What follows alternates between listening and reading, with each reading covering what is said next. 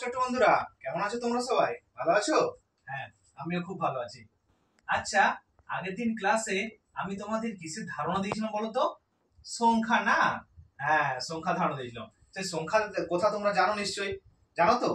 আচ্ছা, সেই সংখ্যাদের মধ্য থেকে আজ আমি দুই ভাইয়ের গল্প বলবো। ঠিক আছে?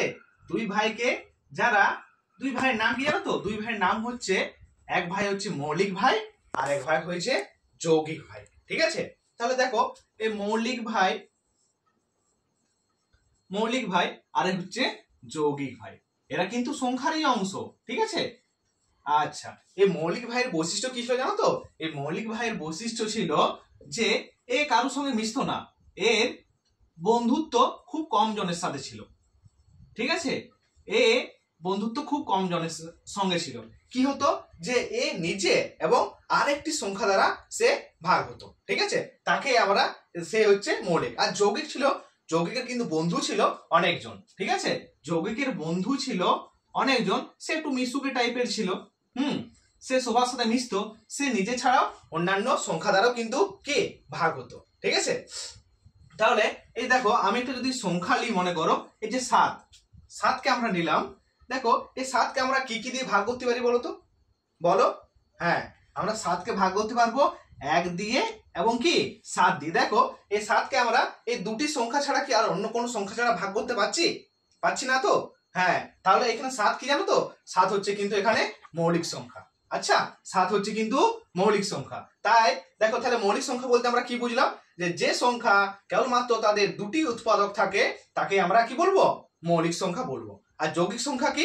যৌগিক সংখ্যা কি বলেছিল? এই স্বভাবতই কি, স্বভাবতই হচ্ছে যে সে খুব মিশুকি প্রকৃতির। হ্যাঁ, খুব মিশুকি প্রকৃতির এবং কি মিশুক বলতে সে অন্যান্য বন্ধুদের সাথে তার বন্ধুর সংখ্যাও বেশি ছিল। ঠিক আছে? তার বন্ধু সংখ্যাও বেশি ছিল, সে নিজে ছাড়াও অন্যান্য সংখ্যা দ্বারাও কি হতো? ভাগ করা যেত। যেমন দেখো, বলতেই পারি আমরা 8 নিচ্ছি, একটা সংখ্যা দেখো 8 নিচ্ছি, 8 নিলাম।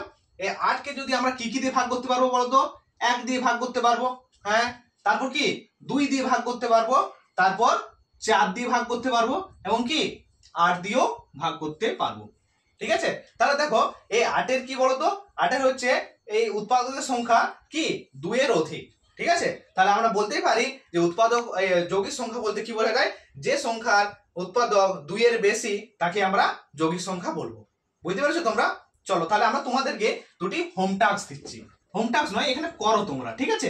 তাহলে তোমরা বলতে পারবে, দেখো 3 আর এধারে 9, না 3 আর এধারে হচ্ছে 12। চলো এটা করে দেখাও। বলো রাহুল, বলো তুমি, এই 3 মৌলিক নাকি যৌগিক? কি বলছো? হ্যাঁ, মৌলিক না? হ্যাঁ ঠিক। তাহলে 3কে কি কি দিয়ে ভাগ করা যায়? 1 দিয়ে ভাগ করা যায় এবং কি 3 দিয়ে ভাগ করা যায়। আর কিন্তু 12কে কি করা যায়? 12কে কিন্তু কি এই দুটো সংখ্যা ছাড়াও অন্যান্য সংখ্যা দ্বারা ভাগ করা যায়। যেমন কি দেখতে পারি 1, 2, 3, ঠিক আছে, 4 এবং 12। তাই 12 এখানে কি বলতো? 12 হচ্ছে এখানে যৌগিক সংখ্যা। বুঝতে পেরেছো তোমরা? আচ্ছা, তাহলে আগের দিয়ে এর পর দিন ক্লাসে তোমরা কি করে আনবে বলতো?